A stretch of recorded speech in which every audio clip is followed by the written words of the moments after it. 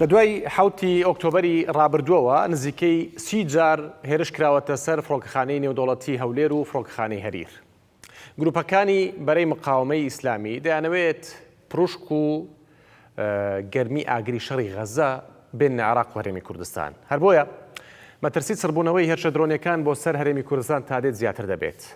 بەهانەی گروپە چەکداریە لە یاسا دەرچووەکان بە ئامانجگرتنی بنکە و هێزەکانی هاوپەیمانانە لە هەرێمی کوردستان.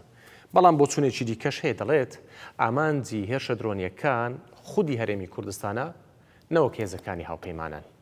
لە بەرنامەی ئەم جارەی ئێکس گفتوگۆ لەبارەی هێرشە درۆنیەکان بۆ سەر هەرێمی کوردستان دەکەین و دەپرسین بۆ هەرێمی کوردستان دەکرێتە ئامانجی هێرشە درۆنیەکان. لە کاتێکدا هێزەکانی ئەمریکا و هاوپەیمانان بەگشتی لە سەرداوای حکوومەتی عێراقی لە وڵاتن. ئەمانە و چەندان پرسیاری دیکە ئاراستەی هەرێکە لە مەشخەڵ کەوڵۆسی نووسەر و دکتۆر حەیدەر بەرزنجی چاودێری سیاسی و نزیک لە چوارچێوەی هەماهەنگی دەکەین. بەخێر بن. سپاس. دکتۆر حەیدەر با لە بەڕێستانەوە دەست پێ بکەین. ئامانج چییە کە بە درۆن هێرش دەکرێتە سەر هەرێمی کوردستان؟ بیانوەکە چییە؟ بۆچی هەرێمی کوردستان؟ زۆر سپاس بەخێر بێت بۆ میوانە بەڕێزەکە بۆ بینەرانی کەناڵی 24. سپاس دەکەین. خۆ ئێمە کێشەیمان هەیە لە برسیارەکەیە هێرش ناکرێت لەسەر هەرێمی کوردستان. چیەکرێ؟ نا چونکە ئێمە وەکو بزانم وەکو بیان ناسم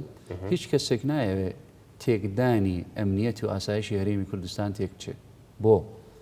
لەبەرەوە ئێمە لە وڵاتێکی بمانەوێنە بەڵێ خصوصیەتێک هەیە هەرێمی کوردستان وەزعێکی دستوری جیاوازە ئیدارەدانی جیاوازە ینی ئیدارەیەکی سربەخۆی هەبێت بەڵام بە هەمان شێوە ئێمە وەکو جەستەیەکین یەک جەستەین ئەگەر هەرێمی کوردستان تێک بچێت لە ڕووی ئەمنیەوە بە هەمان شێوە عێراقیش و خوارش بە هەمان شێوە تەسیرە بێت و نمونەیەکمان هەیە. ئەگەر تێکدار نەبێت دکتۆر ئەبینین لە فڕۆکەخانەی نێودەوڵەتی هەولێر گەشتەکانە وەستێت.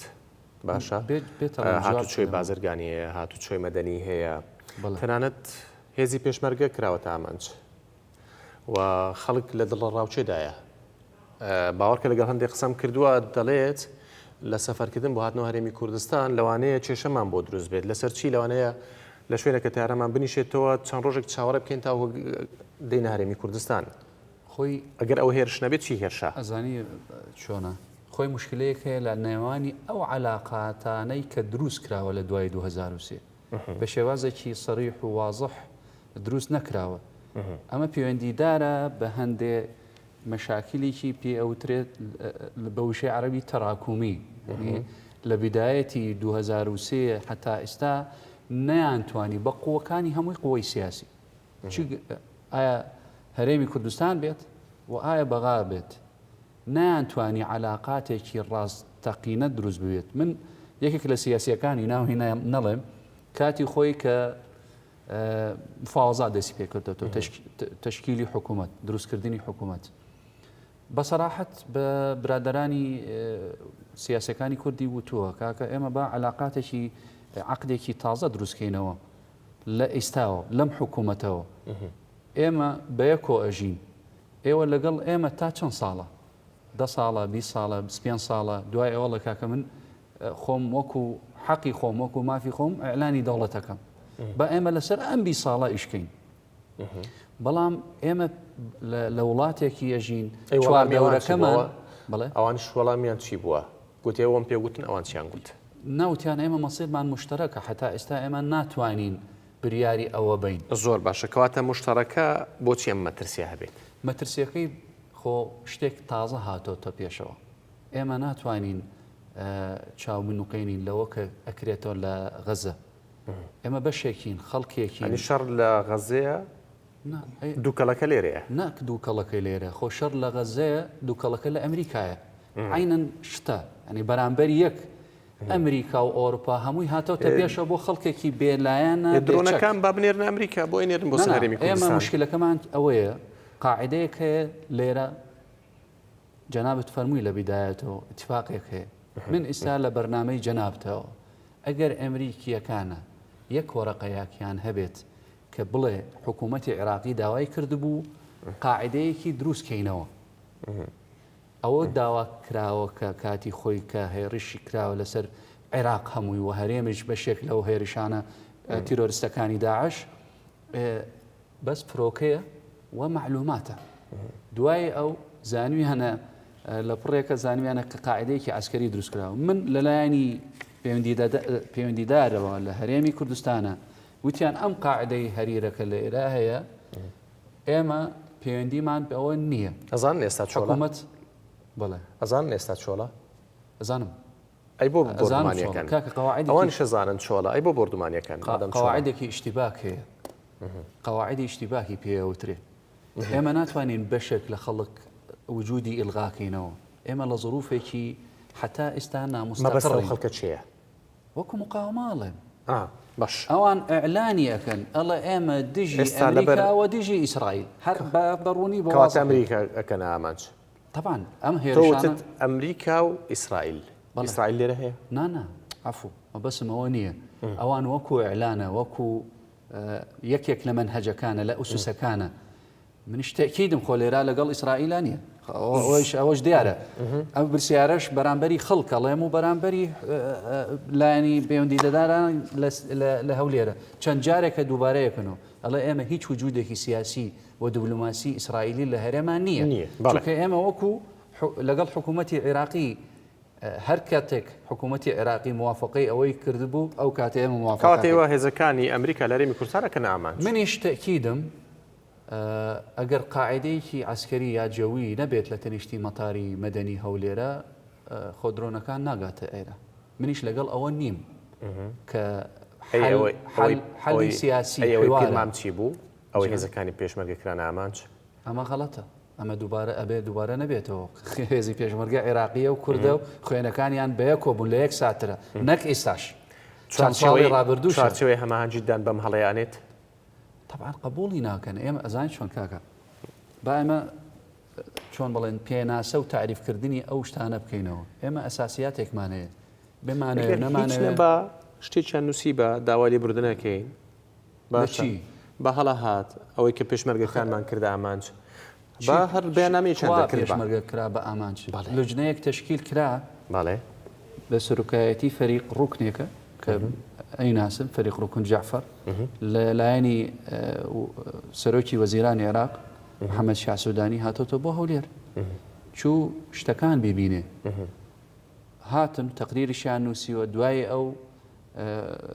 فالح فەیازش هاتووە کاک فالح فەیاز، دوای ئەو سەید قاسم عەرەجیش هاتووە. مەبەسمان ئەوە نییە تۆ بزانی هیچ حکوومەتێک نایە لە خۆی تێک بە زۆر بەجددترین حکوومەت ئەم حکوومەتەش کە ئێستا ئەوێ هەموو شتێکی استقرار بکە. زۆر باشە. کاک مەشخەڵ ئێوە چۆن بینن؟ ئەوەڵێ ئامانجی ئێمە هەرێمی کوردستان نییە، ئامانجی بەرەی مقاومە نەکەوان ببوورە. ئامانجی بەرەی مقاومە هەرێمی کوردستان نییە بەڵکو ئەمریکایە. جەوەڵا من بۆ ئەو قسە من جارە سوپاسی کاک دکتۆرەکەم هەنێک تەوزیحاتی دا و هەنێک ئیزافاتی لەسەر پێدراویدا بە ئێمە کە من ئیسە زۆر دڵنیام کە ئامانجە هەرێمی کوردستانە دوای ئەوەی کە جنابی ئەم قسانەی کرد. چۆنەی سلمێنی کە ئامانجەکە هەرێمی کوردستانە؟ بڵێ من جارێ دێڕێ قسەم کردووە قسەکانم تەواوکەم. کاکە ئەگەر قەرارە بەرەی مقاومە من طبعا من خۆم لەگەڵ مقاومەی هەموو داگیرکەرێکم، هەموو داگیرکەرێک لەسەر کوورەی زەوی لە هەر شوێنێک لە هەر نقطەیەک داگیرکەرێکە بێ من بتوانم ئەچم مقاومەیەکەم. ناوی ئەمریکیە، ناوی عەرەبە، ئیسلام هەرچی هەیە. باش ئەمە وەکو مەبدە ئەگەر بەرەی مقاومە هەر بەڕاستی ئەم قسانەی کاک دکتۆر ڕاستە کە ئەڵێ ئەمە بەسمان هەرێمی کوردستان نییە، من شوێنێکیان پیشانە دەم هەم ئەمریکی لێیە هەم ئیسرائیلی لێیە باشە هەم زۆر نزیکترە ئەکرێ ئەوان لێەوە دەست پێ بکەن. کوێ شوێنە؟ بۆ نمونە ئوردون، بۆ نمونە کوێیت، بۆ نمونە قاعیدەی عەدید لە قەتەر لەوێ هەم ئەمریکیەکانی لێیە هەم قاعیدەی و ئاڵای ئیسرائیلیشی لێیە و جەبهەیەکی معلوم و مەفتوحە. بۆچی هەرێمی کوردستان بە ئامانجەکرێ کوێیت بە ئامانج ناگیرێ؟ لەبەرەوە کوێیت حەڵقەیەکی بەقووەتە، هەرێمی کوردستان حەڵقەیەکی زەعیفە. هەرێمی کوردستان لەبەرەوەی لاوازە ئەتوانن لە بەرامبەری هەموو تەجاوزاتێک بکەن، هەموو زیادە ڕەویەک بکەن. هەرێمی کوردستان لەبەر ئەوەی دەوڵەت نییە و ئەگەر هەرێمی کوردستان دەوڵەت وایە جورئەتیان نەیەکرد ئەوە بکەن. بەڵام ئیستا سیرکە لە سووریا سری ئێمە بین بەراوردکەین لە نێوان سووریا کە هەموو ڕۆژێک لێ درێ بە درۆن و بە موشک و بەوانە لەگەڵ ئوردون بە شێوەی معلوم و مەکشوف بنکەی ئەمریکی تایە و ئیتیفاقاتی لەگەڵ ئیسرائیلیش هەیە بەڵام سووریا لەبەرەوەی ئەرزێکی مەکشوف و حەڵقەیەکی شکاوە لە ناو سیلسیلەی معادلات سێرەکی ئەدرێ لە سووریا بەڵام نادرێت لە ئوردن ئەم کێ ئەم هەدەفانە اختیارەکە هەرەو بەرەی مقاومە لەکوێ زەعیفێک کە بێ بەرەی مقاومە لەوێدا لە بەهێزەکان نادە جورئەت ناکە ناتوانێت ئەگەر بێت و درۆنێک ئاراستەی کویت بکە ڕەتفعلی کۆمەڵگەی نێودەوڵەتی بەرامبەر بەرەی مقاومە چۆنە بێ ئەمە خاڵێکی تر ئەوەی کە من لێ ترسم ئیسە لە قسەکانی ئەم پیاوە بەڕێزە لەوەی ئەترسم محەممەد شیع سوودانی کە خەڵکێکی زۆر ئومێدیان من نەتەبەن خەڵکێکی زۆر ئومێدیان بەوە هەبوو کە سەرۆکوەزیرانێکی عادل بێ ئیستە بێت لە دوای بە ئامانجگرتنی هێزی پێشمەرگە مع الأسف لە بری ئەوەی کە داوای لێبوردن بکە بێت وەکو ئێمە بە گوێرەی قانون حەشتی شعبی و فەسائیلی ناو حەشتی شعبی بەشێکن لە سیستەمی بەرگری عێراق ڕووک پێشمەرگە بەڵام ئەوانە گروپن ئەمە ئیزافەیەک فەرماندەی گشتی هێزە چەکدارەکان لە بری بێت تەشخیصی هەڵەکە بکات دێت چی بکەن یعنی لیژنەیەک دروست بکرێت بۆ چی بۆ ئەوەی ئیسپاتی کەن کە ئەوەی پێشمەرگە بە ئامانج نەگیراوە ئەمە خەتەرە پاساودانی ئەو هەڵە خەتەرێکی گەورەیە کەواتە مەبەست ئەوانەی هێرشیان کردووە بێ لێ بچۆ لەگەڵ ئەوان بکات بەڵێ بێگومان ئیسە لەم لە سەردەمێکە ئاژین ئێمە هەموو شتەکان هەموو پێدراوەکان بە تەسویر و بە قەمەر سەناعی بە هەموو شتێک لەبەردەستی هەموو کەسێکایە ئەنی تۆ ناکرێ بێیت حەڵقە زەعیفەکە هەڵبژێری کارێمی کوردستان ئیستا جەنابی مامۆستاوتی پێشمەرگە ئێمە خوێنمان ڕژاوە لە ناو یەک ساتر باشە من ئەو پێشمەرگەی کە خوێنمان ڕژاوە لە ناو یەک ساتر ئیستا من لە ماڵی پێشمەرگەیەک و هاتووم کە ئێوە خێزانەکەیتان برسی کردووە 3 مانگ 4 مانگم موچەی وەرنەگرتووە وەکو دەسەڵاتی بەغدا باشە من ئەپرسم باش بابەتەکەی ئەوە نییە بابەتیشترە ئەزانم باشە سەیریکە ئێمە پێویستە هەموو وێنەکە بە گەورەیی ببینین نابێ بین نقطەیەک دەستنیشان بکەین و تەرکیزی لێ بکەین کە لەو کاتە تحلیلەکانیشمان بە هەڵە ئاچێ ئێمە یەک مەسیرمان هەیە مامۆستا فەرمووی ئێمە یەک مەسیرمان هەیە بەسەر کە یەک مەسیرمان هەیە معقولە من برسی بم و تۆ تێربی معقولە پێشمەرگەیەک لە سەنگەری بەرگری دژی تیرۆریستانی داعش بەسکی برسی بە گیرفانی بەتاڵ خەبات بکە خوێنی خۆی بڕێژێ بەڵام چەکدارێکی سوپای عێراق بە گیرفانی پڕ و بە مناڵی پڕ و بە هەموو بە تێری بێت ئەوە بکە ئەمە کام عەدالەتەیە ومن قەنەعەتم وایە باشە با بچینە سەر ئەسڵی بابەتەکەمان ئەخیر قسە ومن قەنەعەتم وایە چونکە دکتۆر حەیدەریش زیاتر بۆ ئەو بابەت هاتووە لەوانەیە لە بابەتی موچۆمانەیە ئەزانم باسی مۆزوعی مەبەستی من تەنها ئەوەیە من دڵنیام من زۆر دڵنیام لەوەی ئەگەر ئیستا حەزرەتی حسێن زینو بێتەوە کە باپیری منیشە بالمناسبە باپیرمانە و شانازی پێوەکەین حەزرەتی حسێن زینو بێتەوە هەرگیز قبوڵی ناکە لە حکوومەتی عێراق کە هەرێمی کوردستان لاواز بێ کە هەرێمی کوردستان کە خۆی ئەسڵەن بەشدارێکی لە ڕزگارکردنی قودس ئیسە ئێمە بریندار کرێن و درۆنمان بۆ بنێرێ بە وەهمێک لە کاتێکا لە تەنیشتی خۆتە بنکەی ئیسرائیل هەیە فەرمی لێوە دەست پێکە گەیشت دکتۆر ئارێوەڵا یەک گوتی وڵاتانی دراوسێ هەن بە ئاشکرا ئاڵای ئەمریکایان هەڵکردووە ئاڵای ئیسرائیلیان هەڵکردووە ناچن ئەوێ بکەنە ئامانج دێن شوێنێکی لاوازەکەنە ئامانج کە هەرێمی کوردستانە باشە لە کاتێکدا حکوومەتی هەرێمی کوردستان چەندین جار باسی لەوە کردووە هیچ بنکەیەک و وجودێکی ئیسرائیل لە هەرێمی کوردستان نییە باشە ئەوە یەک دوو باسی لە ئەو لیژنەیە پێکێنرا بوو بۆ بردمانکردنی هێزی پێشمەرگە کە بردمان کرابووان بێن لێکۆڵنەوەکەن باشە بۆ ئەوان نەچوون پرسیارەکەی ئەوە بۆ نەچوون لێکۆڵنەوە لەوە بکەن چێ هێرشەکانی کردووە بە ئەوان سزا بدەن نەوەکو بێن ئەو شوێنە لێکۆڵنەوە لەو شوێنە بکەن کە کەس پێشمەرگەی یان کەسێک شەهید بووە یان نە با بچن لەوانە بکۆڵنەوە کە هێرشەکەیان ئەنجام داوە خۆجارێ ئەبێ بزانین چێ هێرشەکەی کردبوو اینجا کەس ئەعلانی کردبوو کەس ئەعلانی نەکردووە ئەمە یەک ئێمە بە عاتیفە و طبعا قسەکانی مامۆستا زیاتر عاتیفی بوو ئێمە منطقی قساکەین و سیاسی قساکەین زۆر باش کەس نییە لە عێراقا لەم وەسەتە بژیت بیەوێ کوردستان بێنان بکە ئەمە دڵنیامە بەڵام حق و حقوق هەیە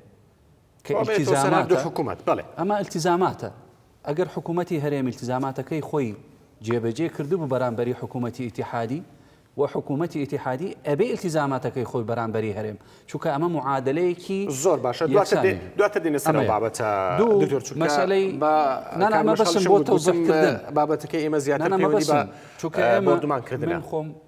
وەکو کورد بە هیچ شێوازێ قبول ناکەم گێلی کوردستان بمرێ لە برسا دیفاعات لێیان کردووە ئەی چۆن بۆچی دفاع لێ ناکەم ئەمە مەسەلەیەکی ئەخلاقی ئینسانی نەتەوەیی پەیوەندی بەوە نییە ئینتیمایەکی سیاسی هەبێ لە شوێنێکە یانە بەڵام من بە عاقلانە و دیفاعەکەم بە عاتیفە و بە دروستکردنی مەوجەیەکی حەقدێکە لە ناوی نەتەوەی عەرەب و کورد ئەمە من وەزیفەی من نییە ئەمە دێک دوو هەم ئەمانە وڵاتێکی ترن کە باسی کرد بۆ مامۆسا قەتەر ئوردن وڵاتێکی ترە لە ڕووی سەروەری و ئێستا جواب دەدەمەوە ئەمە وڵاتە سیادەی خۆی هەیە قانونی خۆی هەیە دستوری خۆی هەیە هەرێمیش سیادەی خۆی نیە عێراق بەگشتی هەموو ئەمریکا لەکوێ لە عێراقا ئەوانش وەکو مافی خۆی ئەڵێ من مقاومەم و بە هیچ شێوازە قبوڵم نییە ئێمە بێ جیا بکەینەوە حەشدی شعبی جیا جەنابەت فەرموویت بابەتەکەی لەجنەیەک کە تشکیل کراوە واقع حاڵ ببینێ ئەمە سیاقێکی طبيعية هەر جەریمەیەک شوێنێکە درۆنەکەی لێ ئاراستە کراوە هەر جەریمەیەک بکرێ لە نێوانی مرکزی پۆلیس بۆ نمونە هەر شتێک قەتلێک شتێک خوا نەخوازێ ئەی نابێ ئەدلەی جنایی بچێ سەیرێکی بکە ئەویش ئەدلەیەکی ئەوێت بۆ ببینێ ئەمە لەکوێ مەسافەی چەند بووە خۆ بە هەمان شێوە ئەوانش ئەڵێ ئێمە درۆنش ئەمریکیەکانە خاکی کوردستان بەکارێنن بۆ دژی ئێمە عینەن قسە کە دووبارە ئەبێتەوە لە هەرێمی کوردستان دووبارە ئەبێتەوە لەوێش ئەم ئیتیهاماتە دیکەی عێراقیشان ئەتوانن لەوێ ئەخۆ هەموو ڕۆژێک عین الئەسەد هەموو ڕۆژێک قەس فەکرێ نانە مەبەستم لێ درۆنەکان لەوانی هەر لەوێ هەڵبدەن ئاسانترشە مەبەستم ئێمە لەم حاڵەتە من تەکیدم بۆ نمونە ئەمریکیەکانەیە مشکلەیەک فتنەیەکی دروستکەن چێ ئەڵێ ئەمە مقاومە دروستی کردبوو هێرشیشیان کراوە لەسەر پێشمەرگە چێ ئەڵێ ئەمریکیەکان نەبێ ئەمە تەکیدین ئەی طبعا ئەزانی چۆن کاکە عالەمی مخابرات و سیاسە و ئەوەیە ئەوێ ئەم علااقاتە تێک بن من جوابم ئەوەیە ئەگەر حکوومەتی هەرێم ئەگەر لایەنە سیاسەکانی هەرێم پێڕازی نەبوو ئەو علااقاتە لە نێوانی حکوومەتی بەغا و هەرێم بە شێوازێکی ناشیا و ئەزانێت بڵێ دکتۆر ئەتوێ بڵێ ئەمریکا ئەوێ ئاگری فتنە لە نێوان هەرێمی کوردستان و بەغدای خۆش مەسلحەتی خۆیەتی تا فتنەیەکی دروست ببێ نەک فتنەیەکی سیاسی بەڵکو ئەوە نەتەوەیی بەڵکو ئەوە شتێکی تر بێ بۆ لەبەر ئەوە ئەو فتنەیە دروست ببێتەوە وجودی لە کاتی شەڕەکانە هانا بۆ ئەمریکا ئەبان لە 2023 هانا بۆ ئەمریکا برا لە کاتی هاتنی داعش مەبەستم عێراقە عێراق لە کاتی هاتنی داعش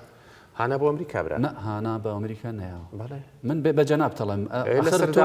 لە ئەعلامە باسەکرێ بەڵام من حقیقەتەکە پێتەڵم چەندین جار ئەوە کە خاکی عێراق وەزیرانی عێراق ئەوانی پێش سوودانی بە ئاشکرا لە تیوی گوتیانە لە سەرداوای ئێمە هێزەکانی هەڵپەیمانە لە عێراق نا قوربان یەکەم 2023 سەدام ڕووخاوە ئەمریکا احتیلالە کە لە ناوی ئومەمی متحیدە و لە ناو مەجلیسی ئەمنا باسی ئەوەیان کردبوو کە ئێمە قوەیەکی احتیلالی ئەمە یەک دوو علاقەیەکی تری دروست بوو لە دوای 2023 لە دوای 2011 اتفاقیەکی ئەمنی و استراتیجی لە نێوانی عێراق و لە نێوانی ئەمریکا یعنی پێناسەی ئەم علاقاتانەی جیاواز گۆڕاوە وەزیفەکەش گۆڕاوە لە نێوانی ئێمە و لە نێوانی ئەمریکا ئێمە باسی ئەوە ناکەین علاقاتی سیاسی و دیبلۆماسی و ئەمریکا وەکو وڵاتانی تر ئەبێ علاقاتمان هەبێ ئەمە جیایە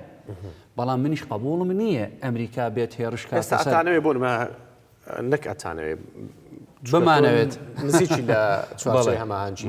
ئایا حکوومەتی عێراقی سایوێ ئەمریکا لە عێراق بچێتە دەرەوە وەڵاهی من وەکو ئەوەیە کە دیادی شەهیدبوونی حاج قاسم و حاج ئەبوو مەهدی سەرۆکی وەزیران من دانیشتوم و باسی ئەوەی کردبوو تی ئێمە پێویستمان نەک ئەمریکا تەحالف هەمووی چونکە ئێمە خاکی عێراق بە هەرێمی کوردستانەوە عێراقیەکان و پێشمەرگە و حەشدی شعبی و جێیشی عێراقی ئێمە ئەم خاکەمان ڕزگار کردووە یەک ئەمریکی بەشداری نەکردووە بەڵێ لە ڕووی ناڵێم چووکە ئێمە نەیان هێشتووە یعنی جێیشی عێراقی تەسلیح بکرێ نەیان هێشتووە زدی مقاومەی تایراتی پێڵن عێراق بیکڕێ سەبەبەکەی ئەوە کە داوایان کردبوو لەسەر ئیتیفاقی ئەمریکای پێشتر باشە بۆ پێشتر هێرشی سەر بنکەکانی ئەمریکایان نەدەکرد پێش شەڕی غەزە شتێکی ڕوویاوە ئەو کاتە هودنەیەک بوو هودنەیەک یعنی ئیتیفاقیەیەکی دروست هاوکارەکە غەزەیە هاوکارەکە غەزێ لە شوێنەکان تشبیان کە نامە کاکە ساڵێک و 2 مانگ حکوومەت تەشکیل بووە هیچ شتێک نەبووە وەلوجنەیەکی لە حکوومەتی عێراق و ڕۆشتەوە بۆ ئەمریکا وەزیری دیفاع سەرۆکی ئەرکان مستەشاری شەڕی ئەمریکا بکەن وانە ئامانجەکەەوە نیە شەڕی ئەمریکا بکەن بەهۆی غەزەوە یانەوێت ئەمریکا لە عێراقا نەمێنێت ئێمە پێویستمان ئەزانی بۆ دووشت هەیە ئێمە من خۆم اعتقادم ئەوەیە ئەمریکا سەرۆکی فتنەیە لە وڵاتەی ئێمە هیچ خێرێکی لە ئەمریکام نەدیوە جگەر لە کوشتن و لە خوێن ئێمە ئەمانەوێ علااقاتێکی تازە دروستکەینەوە لە نێوانی ئەمریکا و لە نێوانی عێراق زۆر باشە وەکو سیاسی ئەڵێم بەڵام من ئەو پرسەراڕاستەی کاک مەشخەڵەکەم بەڵام چەندین جاریش ئەو شوێنانێک کە درۆنەکان پێشتر باسی پێشترەکەم ها سەکۆی ساڕوخەکانیش دیار بوو ڕۆکێتەکان کە ئاراستی هەرێمی کوردستانە کرا لیژنەش هەبوو بەڵام هیچ بەرامبەر ئەو کەسانە نەکرا پێش تەشکیلی حکوومەتەڵێ بەڵێ گەشتی خۆ کازمی هەر عێراقا نەمە بەسم عێراق کازمی بوو کاتی خۆی باسی پێش تەشکیلی حکوومەتە لە 2021 هەرم حیزبانە بوون باوە بکە دکتۆر هەرم حیزبانە لە دەسەڵات بوون کازمی شەرەوە و حیزبانە دایان نابوو نا ئەوە شتێکی ترە ئەگەر باسی ئەوە بکەین حەڵقەیەکی ترمانەوێت زۆر باسی ظروفی تەشکیلی حکوومەتی پێش مەبەستم چیە مەبەستمەوەی شوێنەکانیش دیار بوو کەسی چیان بەرامبەر نەکرا نا ئەزانی چۆن شتێک هەیە بەرامبەری خەڵک و بەرامبەری ئەعلام شتێک هەیە دوای پشتی بەردەی پێڵن ژێر تەبڵە اتفاقاتی سیاسی هەیە و علاقات با بەجەناو بڵێ لە کاتی ئەزمەی سیاسی کە دروست کراوە لە نێوانی تەحالوفی سولاسی پێڵێن سێرقۆڵی و ئەمانە علاقات نەبڕاوە و حتا ئیمڕۆ هەموو ڕۆژێک اتصالات و علاقات هەیە زۆر باشە زۆر باشە کاک مەشخەڵ ئەمریکا فتنەیە ئەوە لە ئەوێ فتنە لە نێوان وەڵام من ئەترسم نەتەوەکان دروست بکەن بەڵێ من ئەترسم هەنێ قسە بکەم وا تەسەور کرێ کە من لە یانگیری لە ئەمریکا ئەکەم یعنی ئەمە غەڵەتی استراتیژی من ناچارم هەنێک هەڵە ڕاست بکەمەوە کە مامۆستا منهەجیان هەڵەی کردا هەڵەکان جیهامی بەم کردم کە من عاتفیەن هەنێک قسەم کردو بەڵام سەریکە ئەم برادەرانی کە ئیسە لە دەسەڵاتی عێراقان گۆشتەکەی خۆن گۆشتاوەکەی ناخۆن چۆن یعنی ئەڵێ ئەمریکا هیچ خێرێکی نەبوو ئەمریکا باشترین خێری ئەوە بووە کە ئێوەی لە منفاوە هێناوە ئیسە ئێوە لە ئەنجامی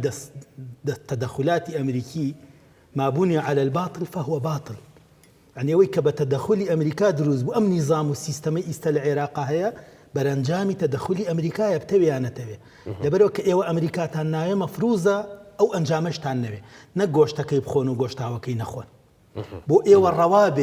ئێوە ڕەوابێ لە ئەنجامی تەدەخلی ئەمریکا نیزام دروستکەن بگەنە دەسەڵات سیستەمی وڵاتێک کۆنتترۆل بکەن بەڵام بۆ خەڵکی تر ڕەوانە بێ مەرحەبایەک لە ئەمریکا بکە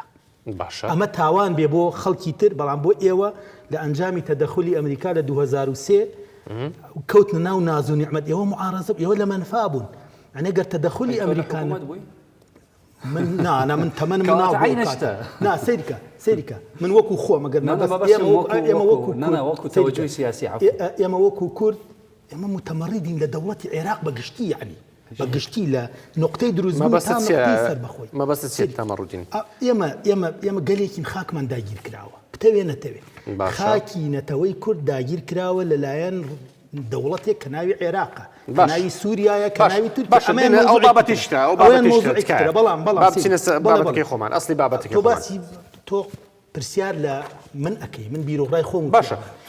خۆت بۆ ئەوان تاوان نەبی بۆ ئێمە تاوان بێ بۆ ئێمە تاوان بێ بەڵام بۆچی بۆ ئێوە نیعمەت بێ بۆ ئێمە نیقمەت بێ ئەمە پرسیاری دووەم مەوزوعێک کە منەمەوێ جەختی لێ بکەینەوە جەنابی شو پرسیاری کردەوەیە ئەمریکا فیتنەیە یان فیتنە نییە جا هوەری من تەسەورەکەم ئێرانیەکان زۆر زیرەکن چون 2500 ساڵە دەوڵەتیان هەیە ئێمە لە ڕووی فەرهەنگیشت لەگەڵ ئێران تێکەڵی ئەمە هیچ مشکلەیەکمان نییە. بەڵام من قەت لەوە تێناگەم بۆچی ئێرانیەکان ئەو فیتنەی کە ئەمریکا ئەیەوێ دروستیکا لە عێراق بۆچی پوچەڵی ناکەنەوە، بۆچی سیحرەکەی پوچەڵ ناکەن، بۆچی ئەوان بەڵگە ئەدەن بەدەستەوە کە ئەمریکیەکان بێن ئیسیسمار بکەن لەسەر ئەو زوڵمەی کە ئێوە ئیستا لە کوردیەکەن. ئەمەیە مەوزوعەکە. من ئالەمە پرسیار لە جەناوی مامۆستا بکەم، پرسیارەکەی من ئەوەیە کە ئایا باشە ئێمە هەمومان بڵین ئیعترافمان کرد، گریمان ئیعترافمان کرد بەوەی کە ئەمریکیەکان فیتنن، بەڵام ئەمریکیەکان فیتنەی لە فەراغاکەن هەتا تۆ نەی موچەی خەڵکی کوردستان ببڕی، هەتا تۆ نەی زوڵم لە هەرێمی کوردستان بکەی، هەتا تۆ نەی لە دوای 16 ئۆکتۆبەر بە دەبابە پێچەوانەی دەستور بابەتیشکەیە مامۆستا ناکرێ من هەر قسەیە بکەم تۆ بڵێ ئێمە پێدراومان هەیە خەرقی دەستور، ئێمە بە گوێرەی دەستورێک لەگەڵ عێراقیەکان لە وڵاتێک بە ناچاری ئەژین کە بە ناچاری ئەژین. ئێوە هاتوون خەرقی دەستورتان کردووە، خەرقی دەستور پێمانەڵێ نابێ لە ململانەی ناوخۆیی هێزی سەربازی بەکار بێ. ئەتۆ پێیان بڵێ هێزەکانی ئەمریکا بۆیە لێرەن سیقەمان بە ئێوە نییە؟ بەدەست من نییە هێزی ئەمریکا لێرەیە، من ناتوانم ئەو تەسریح بدەم، بەڵام من ئەڵێم ئێوە کارێکتان کردووە، ئێوە کارێکمانە بە سوپای عێراق بکەن بە گشتی. ئەگەر سوپای عێراق بە گشتی ئەڵێم من وەکو خۆم ئەگەر هەموو جەستەی کورد لە منە کۆت بێتەوە نەخێر ئەبەدا. بۆیە ئەمریکا پێتان باش ئەمریکا لێرە بێ؟ چونکە 100 ساڵە ئەگەر ئەمریکا لێرە نەبێ. من بۆ معلوماتی لە 2011 دراسەیەکمان کردووە و کاتە لە ناوەندی خەندان بۆ دراساتی استراتیژی دراسەیەکمان کردووە و گەشتونێتە ئەو قەناعەتی سەش تەبعمان کردو ماوە و من بمزانێ حیوارەکە بەم شێوە ئەگا ئەم هێنا. لە 2011 نووسیومانە دوای پاشەکشە و ئیتیفاقی تاری استراتیژی عێراق موچەی خەڵکی کوردستانە بڕێ. لەوێ لە 2011 نووسیومانە 2014 عێراق موچەی هەرێمی کورد. ئەمە شتێکی مدەبەرە، ئەمە شتێک نییە بڵێ وڵی نە ئەمە پلانێکە بۆ بچووکردنەوەی هەرێمی کوردستان و هێرشە درۆنیەکان بالمناسبە ئێمە هەفتەی ڕابردوو لە جەریدەی هەولێر ئەوەمان نووسیوە کە هێرشە درۆنیەکان بەشی دووەمی ئەو زەختە سیاسی و دیبلۆماسی و ئیداری و سیاسی و مالیەن کە لەسەر هەرێمی کوردستانە و ئەمە زەختێکی ئەمنیە بۆ بچووکردنەوەی هەرێمی کوردستان. من بە هەموو کورد شاهید بێ، هەموو کورد شاهید بێ بە مامۆسایشە بەوەش هەموو کورد شاهید بێ ئەوانی کە بینەری ئەم کەناڵن و من پێتانەڵێم لە سەرۆک وەزیرانی هەرێمی کوردستان هەمووتان شاهید بن عێراق موچەی هەرێمی کوردستان نانێرێ هەتا هەرێمی کوردستان هەڵ نەبەشێتەوە. ئەمە یەک. دووهەم هیچ ئیلتیزامێکیش بە دەستورەوە ناکەن مامۆستا، هیچ ئیلتیزامێ بە دەستورەوە ناکەن. باشە گشت ئەلە بۆچی ئەمریکا بۆ ئێوە نیعمەت بێ بۆ ئێمە نیقبەت بێ؟ باشە ئەوە یەک. ئەڵێ مادام ئێران باسی لە مێژووی ئێران کرد، مادام ئەڵێن فیتنەیە بۆچی ئەو فیتنەیە پوچ ناکەنەوە؟ باشە ئەو فیتنەیە بۆ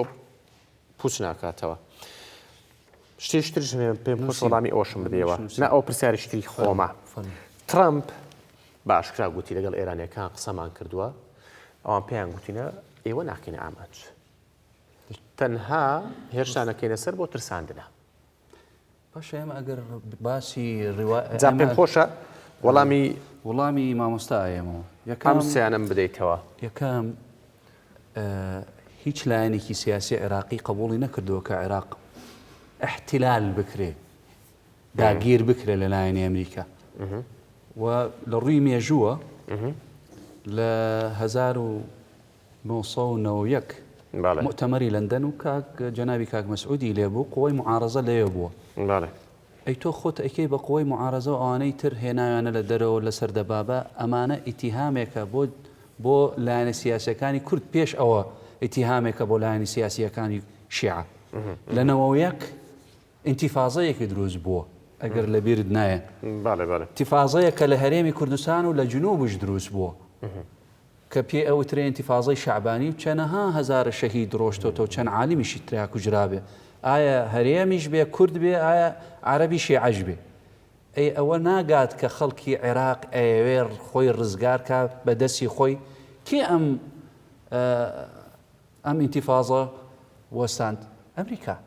ئەمریکا هاتۆتەوە هەرێمێکی دروست کرده بوو بە حەدی فاصل 36 و نازان، بەڵام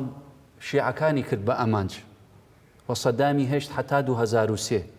و ئەم ئەنفال کراوە کە لە جنوبش دروست کرا نابێ ئەم حەقیقەتەوە ئەم مێژووە لە چامان بکەوێت، کەواتە ئەمریکا باعثی ئەوەیە کە حسارێکی دروست کردووە. قوربانی دەستی حکوومەتێک لە دواییەکانی عێراق. بەڵێ ئێمە مەبەسم چییە؟ لەوانەیە متمانەی پێ نەمابێ. نا ئێمە ئەم خیتابی بەم شێوازە شیعە و سونە نیە ها من بەشتی باس کەم شعبی عێراق هەمووی تەصحیحاوە بە سونە و بە شیعە و بە هەمووی تەصحیحاوە. ئێمە تەصحیحەکانشمان بینیوە دەربەدەرشمان بینیوە هەموو شتێک نوگرە سەلمان و ئەمانەشمان دیوە ئەزانین چۆنە ئەو مێژووە ناسڕێتەوە. بەڵام یەکشت بە جەناب دەڵێن نە کورد ئەتوانێ عەرەب بسڕێ وەنە عەرەب ئەتوانی کورد بسڕێ. ئەم خیتابانەی بەردەوام بێ شەڕێنەتەوە نییە. خیتابێکی و نیشتیمانی دروستکەینەوە، خیتابێکی بە یەکۆژیان دروستکەینەوە. ئەم خیتابە و ئەم وتارش هەماهەنگی ئەمەوێ طبعاً ئەی تۆ کاکە شەریکی نەک شەریکی ئەسیلی وەزیرت هەیە وەکیل وەزیرت هەیە. بەڵام من یم ئەڵێم جێشی عێراقی متمانەی پێ ناکەم و ئەمە داگیرکردنی وڵاتە ئەمە چی ئەگەێنێت؟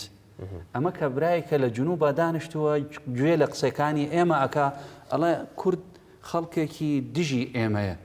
بەداخەوە. من ئەڵێم ئەعلام یەکێک لەو مشکلانەی ڕێزم هەیە ناڵێم جەنابە بەڵام بە مەنزومەکانە بە سیاسیەکانە بەم کەسانش کە ئەزمەیەکی نەفسیان هەیە کە خیتابێکی دروستکەنەوە بیانەوێت مشکلێکی دروست ببێتەوە. باوەڕ بکە سیاسیەکانە سیاسیەکان نێن لە تەلەڤیزیۆن قسەنەکەن و ژایەتیان شوێنێک نەکەن. کاکە سیاسیەکان موەسسەسەی ئیعلامیان بەدەسە خەڵکی تریان بەدەسە ئەوانە تەحریکی شتەکانەکاتەوە. ئێمە من شخصی خۆم چەند کەس طبعاً وەکو ئەوە بزانم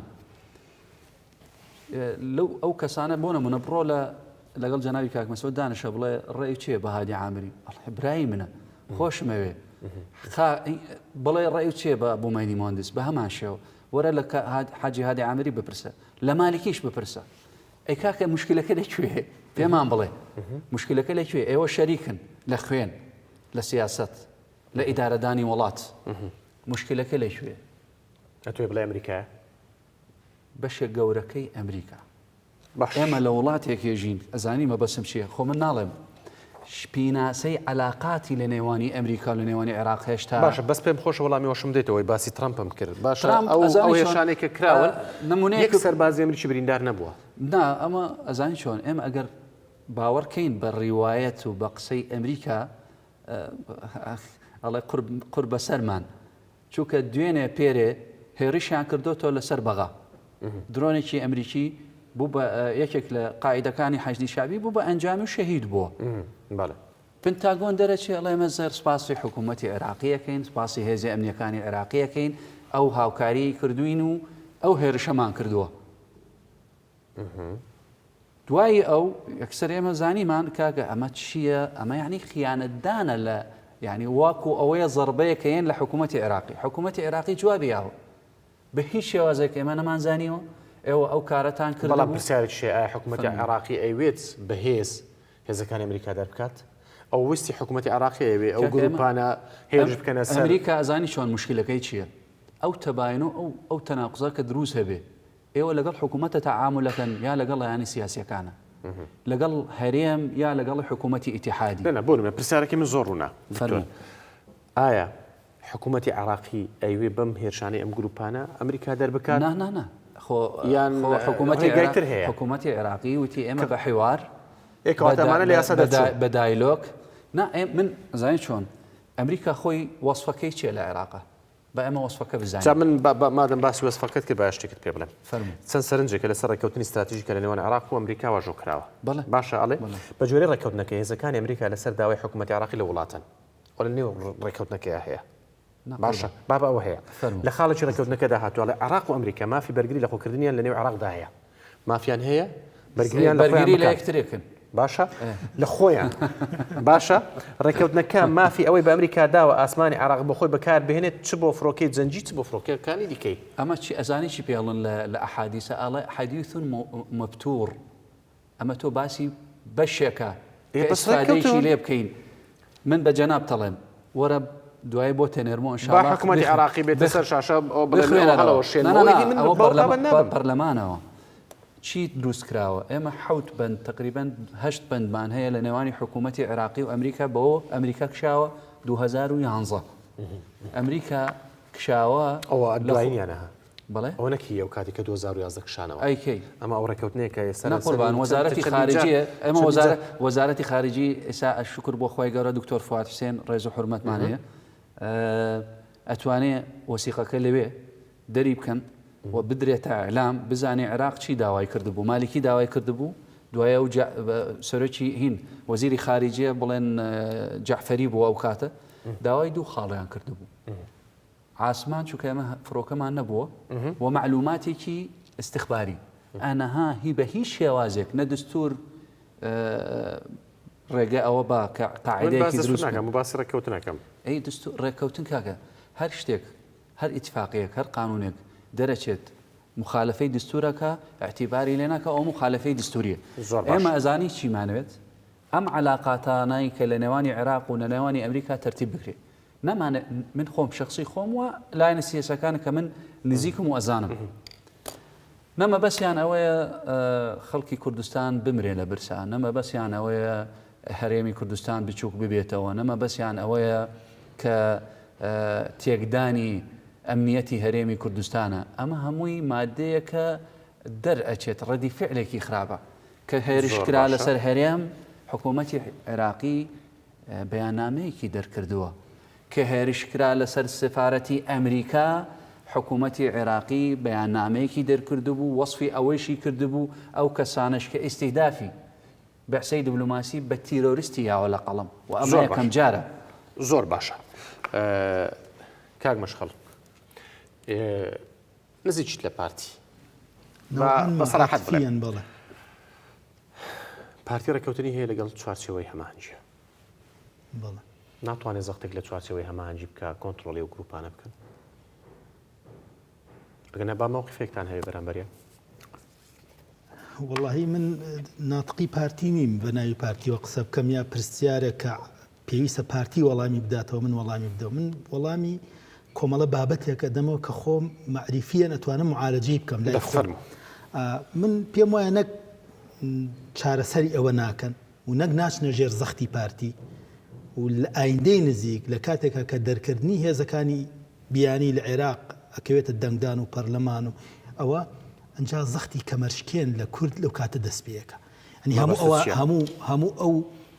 زەخت و فشارانەی کە تاکو ئیسا لە هەرێمی کوردستان کراوە ئەمە بەشێکە وەک وەڵێ بەلێوە خورا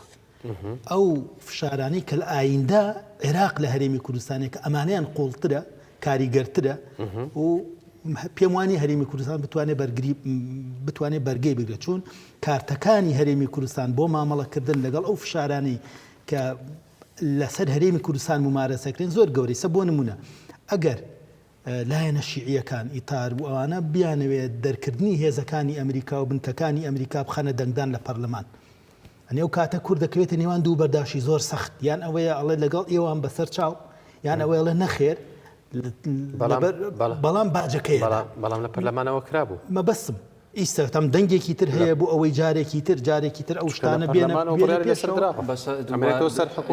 لایەنە سیاسیەکانی سونەکانە لەگەڵ ئەوە کە ئەمریکا لە عێراق نامێنێت ئەمەیە مشکلەکە ئەمە جەولەیەکی تری فشار لەسەر هەرێمی کوردستان کە من پێم وایە اینجا کەمەری هەرێمی کوردستانشکێن ئەگەر هەرێمی کوردستان زۆر وریان نەبێت چون هەرێمی کوردستان وەکو پێم وتی کارتەکانی زۆر ئەمریکاوە بە ئاسانی ڕوە ناخۆ ئەم شەو پەنتاگۆنتی ئێمە هیچ پلانێکمان نییە خۆ نەبێ ینی ئەوان ئامادە بن بۆ ڕۆشتن ئەمان بڵێن بڕۆیش بڵێ بەسەر چاو چکە ئەمە خیاراتی ئەمریکا کاتی هاتۆتە عێراق کۆمەڵی خیاراتی استراتیجی کەونیە کۆمەڵێک گروپ و دەستە و لایەن و حکوومات و هەموو حکووماتی عەرەبی تاکەی درۆنمان بۆ بێ وڵای تاکو کاتە کورد خۆی بەقوەتە بێ تاکو ئەو کاتێک کورد خۆی بەقوەتە بێ لە ڕووی ئەمنی لە ڕووی ئیداری لە ڕووی مادی لە هەموو ڕووەکانی تر کەی تۆ بەقوەت بووی ئەوانی جورئەت ناکەن درۆنە بۆ بنێرن کەی تۆ زەعیف بووی هەموو ڕۆژی درۆنە بۆ نێرن هەموو ڕۆژێک کێشەت بۆ دروستەکەنەوە تەبیعیە و ئەمەش منطقی ئیشی دەوڵەتە بالمناسبە مامۆستا من ئەمە جەناب تەزانی منطقیەن منیش دەوڵەتدار بم هەروەهاکەم هەر حەڵقەی زەعیف یەکەم بینی ئیستیسماری لەسەرەکەم یعنی ئەمە خۆڕەخنەیەک نییە لە عێراق بەڕاستی ما با کورد زۆر زەعیفە ئیستا کورد زەعیفە ئیستا بە حکمی سیرکە مامۆستا ئاف ببوورە ئەوەی عێراقی کا مامەڵەیەکی دەوڵەتیانەیە بەڵام عەقڵی عێراق خۆی نییە ئەمە جیاوازیەکەمانە عقلی عێراق عقلی خۆی عقلی دەوڵەتداری عێراق لە 1920 تاکو ئیسا عقلی پێی نشکاوە جادەیەک قیرتاوکە ئیسا یعنی ئەتوانێ بێت دەوڵەت بۆ دروستکە ئیدارەی سیاسەتی خارجی بکە. من نەزان چی من سێری کە یەکشتی بای پێڵ من ناتوانم من نیم لە کەوالیسی سەمامۆساوتی کەوالیز من ناتوان بەڵام ئەزانم نەتیجەکانی ئیسا عێراق دەوڵەتداری کرد هەتا 1990 آخر بڕیاری عقلی سیاسی عێراقەوە بۆ چێ کۆی داگیرەکە ئەمە بڕیاری عقلی سیاسی عێراقە لە تەجەلای خۆیە ئەمە ئەنجامی بیرکردنەوەی سیاسی عێراقیەکانە نخبەی سیاسی عێراقی ئەچێ کەت نیوا گەورەیەکە بەڵام ئیسە خێرە عێراق 180 پلە ئەگۆڕێ و عقلی سیاسی ئەگۆڕێ هادی ئەبێ و وەسائلی نەرم بەکارهێنێ و عقلیەتی دەوڵەتداریان بە شێوەیەکی سەر لەبەر ئەگۆڕێ لەبەرەوە من نەتوانم پێت بڵێم فشارەکانی داهاتوو لەسەر هەرێمی کوردستان زۆر کەمەرشکێنە بێ و تا هەڵوەشانەوەی هەرێمی کوردستانیش بەردەوامە بێ هیچ مەجالێکی تیانی ئامانجیان هەڵوەشانەوەی هەرێمی کوردستانە واللهی ناڵێم ئەمە نازانم لەوە چێ قەلەقێک دروست ئەبێت ئەو قەلەقەش ئەوێ هەموو خەڵکی کوردستان خەمخۆری ئەم قەلەقە بێ تۆ بەرپرسی باڵا ئابینی لەوێ هیچ چوارچێوەی هەمانجی طبعا هیچ کەسێک دڵنیام کوردی لەو مەترسیانەتی کە لارێمی کوردستان هەیە پێت گوتون نەک من بۆ برسیار لە من ئەەکەیت خۆ برادرانی پارتی ویشێتی و لایەنە سیاسەکان هەموو ڕۆژێک بەیەکۆ شەو ڕۆژێکی بەیەکۆن وەکو عایلێ یەکتر وایان لێ هاتبوو ئەوە هاتوچۆ و ڕۆشتن و دانیشتنەکەن ئەمە لە فکری ئەوان نییە ئێمە ناتوانین قیاسی نظامی بەعسی شۆفۆنی کوشتنکار بەکاربێنیت بە دوای عقلیەتێکی خەڵکی تازە مشتەرەکاتی نەک مەزلومیەت و مەحرومیەت و کوشتن زیاترە چونکە من ئەگەر بۆ نمونە سەرۆکی حکوومەتی عێراق بم من کێشەم نییە ملیارێک 2 ملیارێک بچێتە هەرێمی کوردستان زیاتر بێ کێشەم ئەوەیە استقرارێکی دروست ببێت و نبم بەبی ئێستقرارەکە هەیە تۆ ئێسا بۆ نمونە جەنابەت و جەنابی مامۆستا هەرچی غەڵەتێکی و ئەمانە هەمووی تەحمیلی حکوومەتی عێراق سیاسیەکان پرسیارە باوەڕکە پرسیاری خەڵکی ناوما بەڵێ ئێمە ناڵێم ئەگەر بیری ئەوە نەکەین و باوەڕمان بەوەیە کە حقوق هەیە و واجبات هەیە وەزیفەیەک هەیە جەناب ئمڕۆ وەزیفەوە هەیە تۆ ئەدای وەزیفەکەی خۆتەکەی ئایا هەرێم ئەدای وەزیفەی خۆی کردووە بەرامبەری حکوومەتی لە حکوومەت هەرێمی کوردستانە پرسین دوو ئایا حکوومەتی ئیتیحادی عێراق وەزیفەی خۆی بەرامبەری هەرێمی کوردستانی کردبوو ئێمە تەسریحاتە بینین ئەم وا ئەڵێ ئەم وا ئەڵێ ئەو وا ئەڵێ ئەم وا ئەڵێ بەڵام کەسێک نهاتووە لە ناو دەوڵەتە لە ناو حکوومەتی ئیتیحادی بۆ نمونە جێگیری وەزیری مالیە کاک حەیدەر مەسعود حەیدەرە بۆ نمونە وەزیری خارجیە بۆ نمونە وەزیری ئسکان و وەزیرمان زۆرە کە دانیشن هەموو ڕۆژێک سەرۆکی وەزیرانە بینن کوا موچەی هەرێمی کوردستان بڕاوە ئەوە نییە چەند قەبالە بەسەر ئەفومامۆسا بەسەرمانە نەڕوە ئەوە قیسەیە کە دووبارە ئەبێتەوە ئەنی ئێمە شعرمان هەیە قانع لە 65 مردووە 1965 هێگەی خواعافیکە شعری هەیە لەسەر ئەو نوێنەرانەی کورد کە لەوێ هەمان سیناریویان لەگەڵا دووبارە کراوەتە بەڵام من یەک ئیزافەم هەیە لەسەرەوە هەمان ئەو وەزیرەی کە ئیسە لەوێ وەزیرە و فەقیرە پێی ناڵن کە موچە ئەبڕین تێگەی پێی ناڵن کە موچە ئەبڕین تۆ بە ئیجازی خۆ مامۆستا خۆ ئەو نایە بە تۆ بڵێ من ئەو کوژم لە برسە ئەوە ئەوە تەسمیاتێکی قانونی ئەڵە تۆ ئیلتیزاماتی خۆم بەڵام نەتیجەکە چییە نەتیجەکە چەسانەوەی ئینسانی کورد ئەم قسەی تۆ مهمە وەی کە من بیزانم بەرپرسانی حکوومەت هەرێمی کوردستان ئەڵێ هەموو شتێکمان بەرامبەر بە حکوومەتی عێراقی کردووە جا با ئەو بابەتە بگۆڕین تکایە با بدەینە سەر ئەمریکا نەڕۆشت وەکو ئەوەیە کە 2011 گریمان نەڕۆشت چۆن ڕۆشت بوو 2011 لە 2008 بە مقاومەی عێراقی ئەمریکا کشاوەتەوە لە عێراق چۆن کشاوەتەوە لە ئەفغانستان چۆن کشاوەتە لە عێراق 2011 2004 دەستان گرتەوە وەرەوە نا دەرسمان نەگرتوتەوە ئەم نازانی چۆن ئێمە ئەگەر حقیقەت باشە ئێستا بۆ نمونە ئەو سوپای عێراقی کە باسیەکەین چەکەکەی ئەمریکیە کەی بۆی هات دوای 2004 ئەبرامس هەیە 16 ئۆکتۆبەر دیار بوو لە دوای 2005 هەرچی ئەسلیحەیە ئەمریکا بۆی هێنان هەرچی ئەسلیحەیە هەمارە بۆی هێنان فڕۆکەی F-16 داونەتی هەر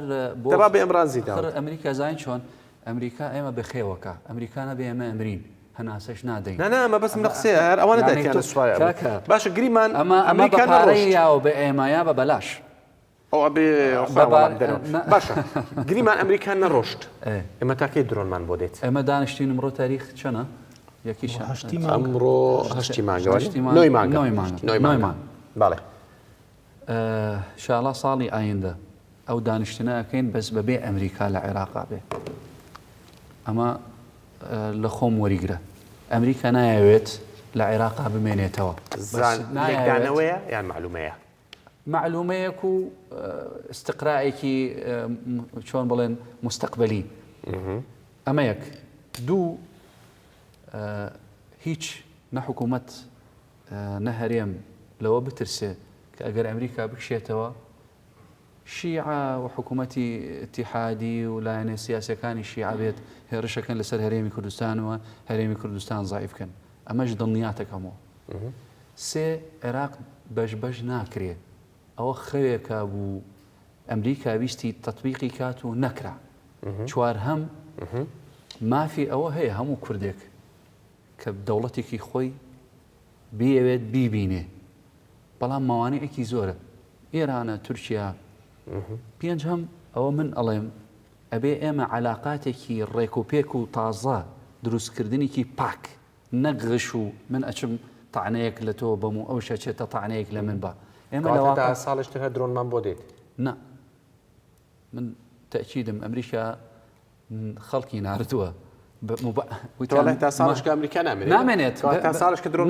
شەرت نییەوە ئەخر تۆ معادلەکە ئەگۆڕێ ئێمە باسی ئەوە ناکەین من لەگەڵ ئەوە نیم هێرش بکرێتە سەر هەرێمی کوردستانەوە بە حقیقەت و بە سەراحەت پێتەڵم نەک من هەموو لایەنە سیاسەکانە ئێمە یعنی حەقدێکی ئەوە نییە بەرامبەری کورد ئەبێ بسڕێتەوە لە مێشکی هەموو تاکە کەسێکی کورد بە سیاسیەکانی پێش ئەوە خەڵکەکانیشە ئەمە یەک چووکە ئێمە بەواقعی ئمڕۆ ئەگەر لە هەولێرە لە مناسباتە چەند سەد هەزار عەرەبیەتە ئێرا و کوردەچێتە ئەوێ ئێمە مەبەسمان ئەوەیە ئیستقرارێکی دروست بێ من تەکیدم ئەمریکا باعثی ئەوەیە کە ئیستقرار لە عێراقا دروست نەبێ کورد بۆچی محرەج بێ ئەگەر خولەکم ماوە ئەبێ کاتش بۆ بدەیت بەسەر چاوم کورد بۆ محرەجە کە ئەگەر بەرلەمان دەنگ با لەگەڵ پەرلەمانە دەنگ بات بەڵێ کاکە ئێمە پێویستمان بە ئەمریکیەکان نییە بۆچی محرەجە محرەجە لەبەر ئەوەی من ئیساهاتم یعنی دوو جۆر قوتابیمان هەیە قوتابیە کوردەکە لەبەرەوەی مامۆساکەی موچەی نیە ئێوە موچەتان بڕیوە ناچێتە مەکتەب بەڵام بەڵێ ئەوە جەریمەیەکی منەظەمە ئەوە جینۆسایدی سپیە مامۆسا ئینسانێک کە ویژدانی هەبێ ئەبێ ئەوە بڵێ ئەگەر من سەرۆکوەزیرانی عێراق یا جەنابوو یعنی بێ سیرکە دوو جۆر قوتابی لە وڵاتێکە هەبێ یەکیان لەبەرەوەی کە کووردە نەچێتە قوتابخانە مامۆساکەی موچەی نیە ئەمە جەریمەی عەسرە ئەمە جەریمەیە ئەمە پەیوەندی بەشترۆ نییە وەڵامی ئەوەی بدەوە کە هی هێزەکانی ئەمریکا بدەوە هێزەکانی ئەمریکا لەبەرەوەی لێرە بن زمانی ئەمنیەتی هەرێمی کوردستان ئەکەن ئەگەر ئەوان بێن عەقدێکی تری کۆمەڵایەتی عەقدێکی ڕازگۆیانەی کۆمەڵایەتی بەو زوڵ ناخێر ئەبەدەن ئەو زوڵمەی کە لە ئیمام حوسێن کرا باشە هەر بەو منطقە کە ئەوان دژی زوڵمن شیعەکان دژی زوڵمن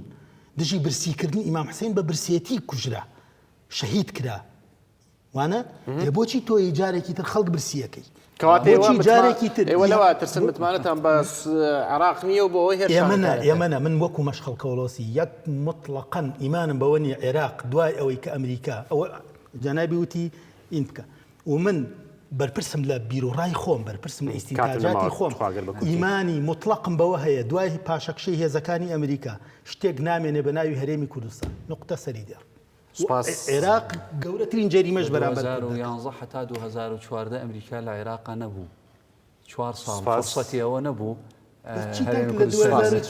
سپاس بۆ مەشخەڵ کەوڵۆسی لوسەر کە لەگەڵمان بووی سپاس بۆ دوکتۆر حەیدەر بەرزانی چاودێری سیاسی و نزیک لە چوارچێوەی هەماهەنگی لەگەڵمان بووی سپاسانەکەم سپاس بۆ ئێوەش کە بینەرمان بوون هەر لە خۆشی دابن سپاس دکتۆر خۆشحاڵ بوو